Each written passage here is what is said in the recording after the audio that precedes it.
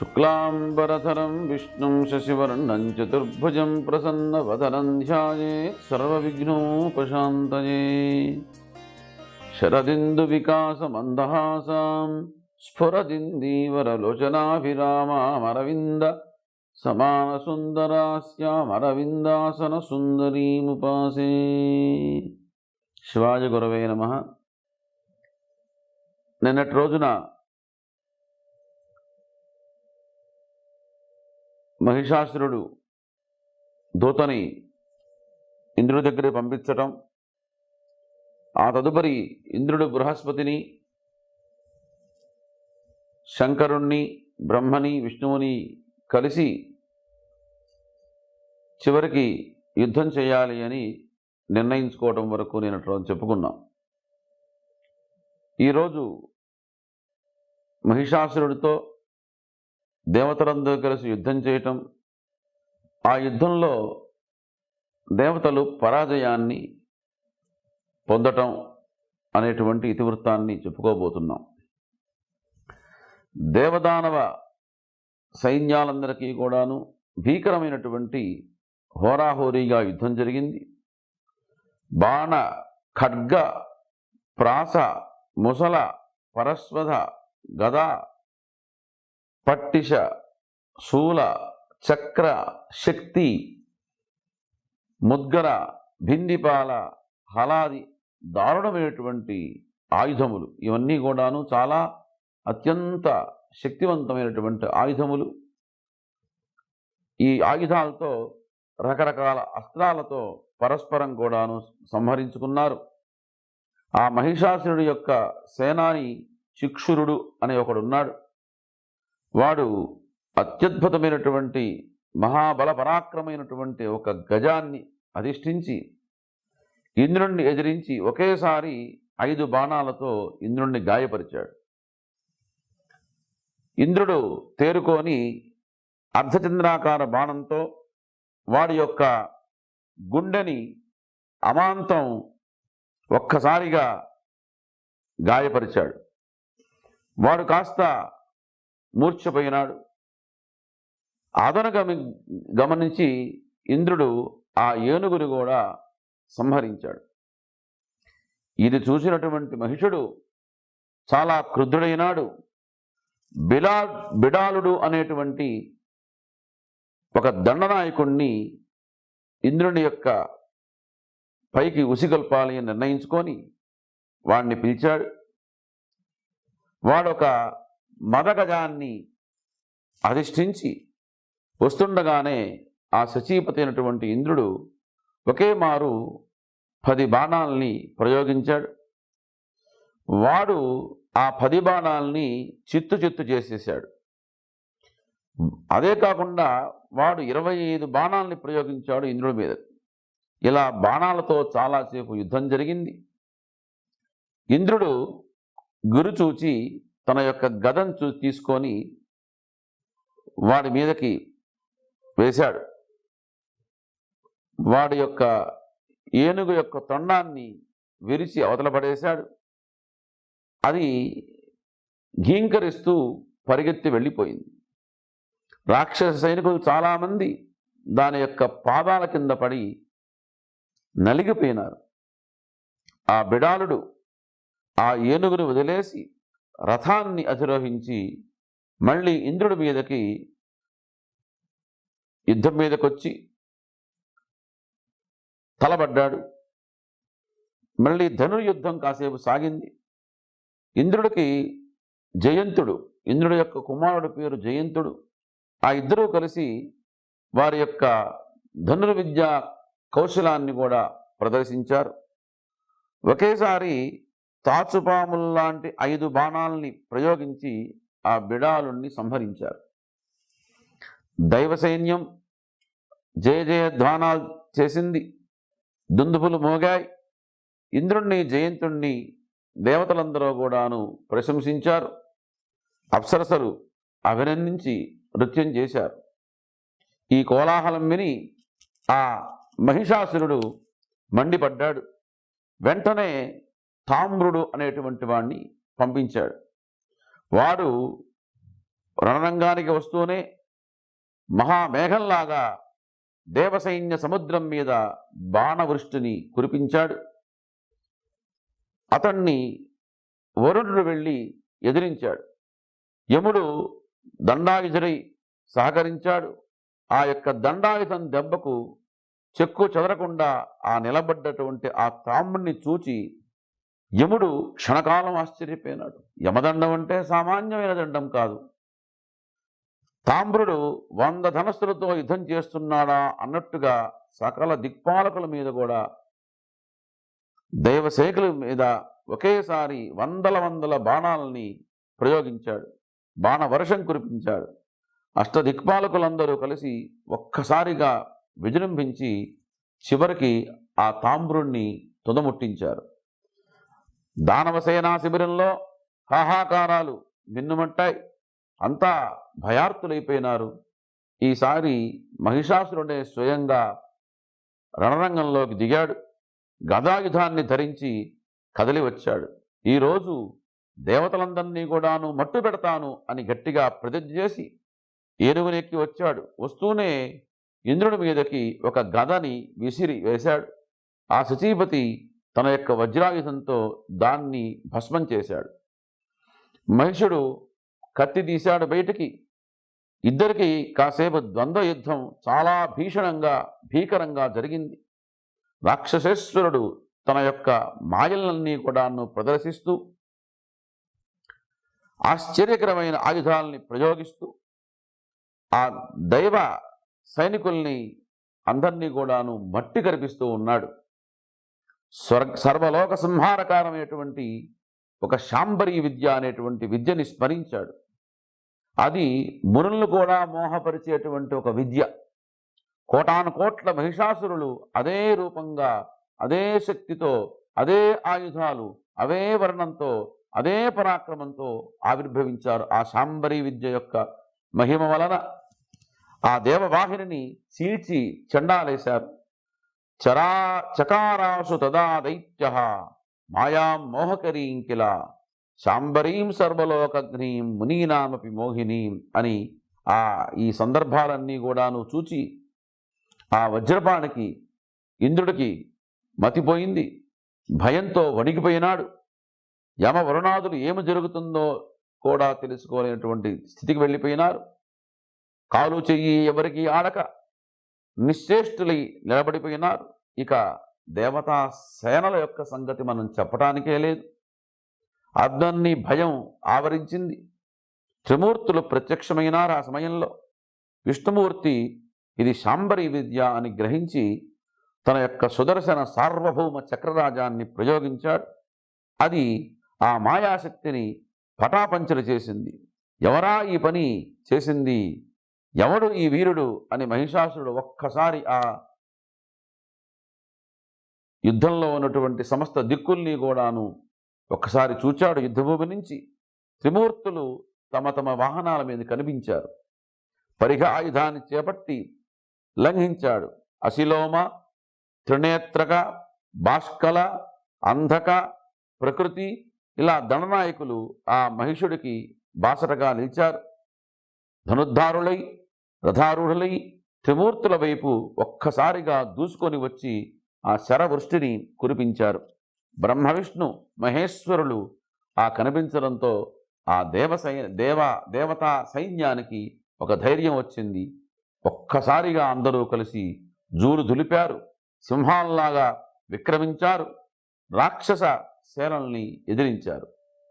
అంధకుడు ధనస్సుని ఆకర్ణాంతం లాగాడు, వెనక్కి ఎక్కుబెట్టాడు. విషసిక్త బాణాలని పరంపరగా ప్రయోగించాడు. వాసుదేవుడు ఆ బాణాలన్నింటినీ కూడాను తన బాణాలతో ఖండిస్తున్నాడు. ఉన్నట్టుండి అంధకుడు అనేటువంటి ఒక రాక్షసుడు పరమేశ్వరుడి మీద దృష్టి సారించాడు. ద్వంద్వ యుద్ధానికి తలబడ్డాడు. ముసల గదాశక్తి పరాశ్రుధాది భీషణాయుధాలతో విరుచుకబడ్డాడు. 15 రోజుల పాటు ఈ దేవతలకి అలాగే రాక్షసులకి ఘోరమైనటువంటి సంగ్రామం జరిగింది. త్రినేత్రుడు యముడితో, అశిలోముడు వరుడితో కలిసి ఇద్దరు కలియబడ్డారు. హోరాహోరీ పోరాటం సాగుతూ ఉంది. ఎవరికి ఎవరు తీసుకోలేనంత యుద్ధాన్ని కొనసాగిస్తూ ఉన్నారు. మహిషుడు విసినటువంటి ఆ గద గరుత్మంతుడికి బలంగా తగిలింది. బాధ తట్టుకోలేక గట్టిగా ఒక్కసారి మూలిగి నిట్టూర్చాడు. విష్ణువు తన యొక్క కుడి చేతితో నిమిరి ఓదార్చాడు ఆ గరుత్మంతుణ్ణి. గరుడు క్షణంలోనే తేరుకున్నాడు. శ్రీహరి తన యొక్క శారంగ ధనస్సుని అందుకుని దశ దిశలకు బాణాలని ఒక్కసారిగా పిడుగుల్లాగా కురిపించాడు. ఇది చూసి అంధకుడు శివుణ్ణి వదిలేసి మళ్ళీ విష్ణుమూర్తి వైపు దృష్టిని సారించాడు. బాణాలకు బాణాలతో సమాధానం చెప్తున్నారు. శౌరికి చివరికి కోపం చాలా తీవ్రంగా అయిపోయింది. చక్రాన్ని ప్రయోగించాడు. అంధకుడు తన యొక్క చక్రాయుధాన్ని ప్రయోగించి సుదర్శనాన్ని దారి తప్పించాడు. విజయగర్భంతో వికటాట్టహాసం చేశాడు. సుదర్శనాయుధం గురితప్పి విఫలం కావటం కనీ విని ఎరిగినటువంటి అంశం చరిత్రలో. శౌరి ఈ విషయం చూసి ఆశ్చర్యచకితుడైపోయినాడు. దేవతలు హాహాకారాలు చేశారు. క్షణంలో తేరుకున్న శ్రీహరి తన యొక్క కౌమోదకి అనేటువంటి పేరుగా గదని ఒక్కసారి విసిరాడు. అది సరాసరి వెళ్ళి వాడి యొక్క తలకి ఢీకొంది. కళ్ళు బైర్లు కమ్మాయి. రథం నుంచి నేలకు దొర్లిపడ్డాడు. మహిషాసురుడికి మతిపోయింది. పిచ్చికోపంతో వెర్రికాకలు వేయటం ప్రారంభించాడు. రెంకెలు వేస్తూ ఆ రమానాథుడి వైపు దూసుకుని వచ్చాడు. శ్రీహరి ఆ సందర్భంలో విశిఖ వృష్టి అనేటువంటి ఒక వృష్టిని కురిపించాడు. కానీ వాడు ఆ వృష్టికి కూడా చెక్కు చెదరలేదు. దున్నపోతు మీద జడివాన పడ్డట్టుగా స్పృహ కోల్పోయాడు.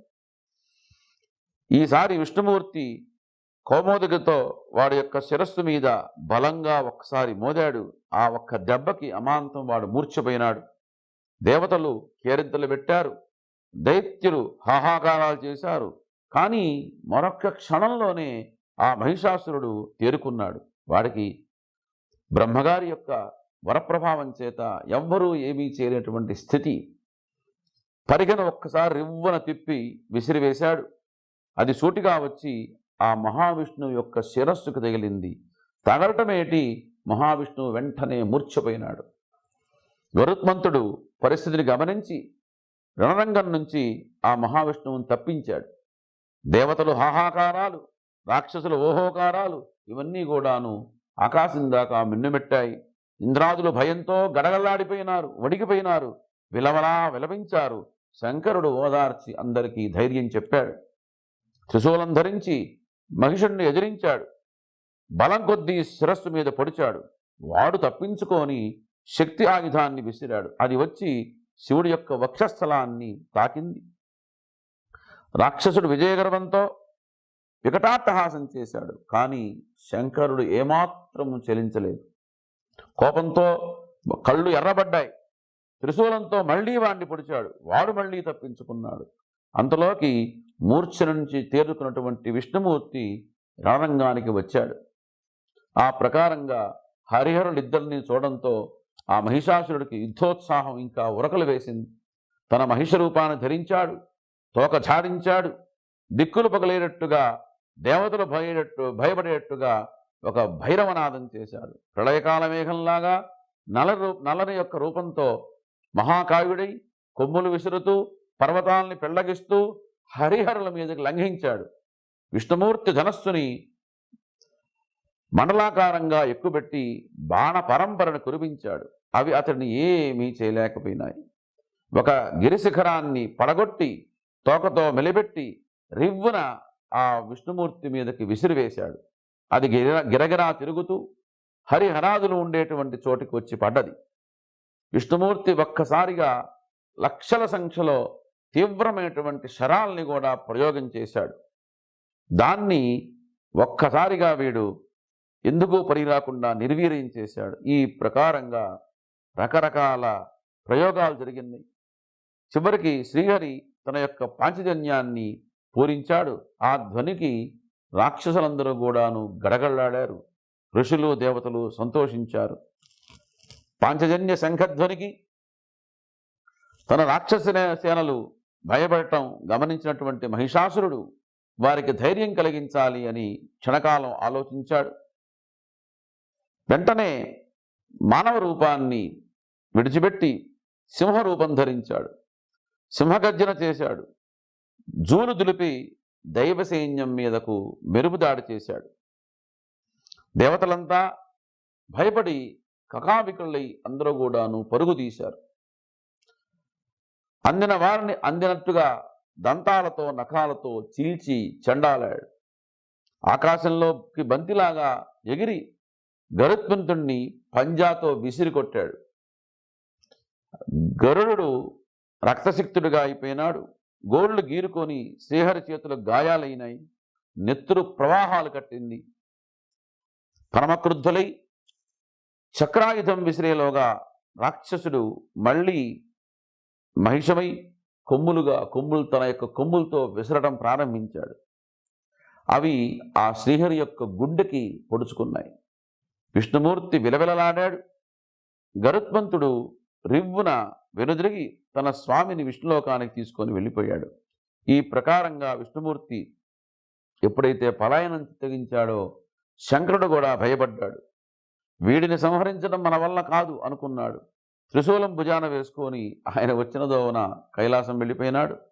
బ్రహ్మదేవుడు హంసను అధిష్ఠించి తనలోకాన్ని తాను వెళ్ళిపోయినాడు.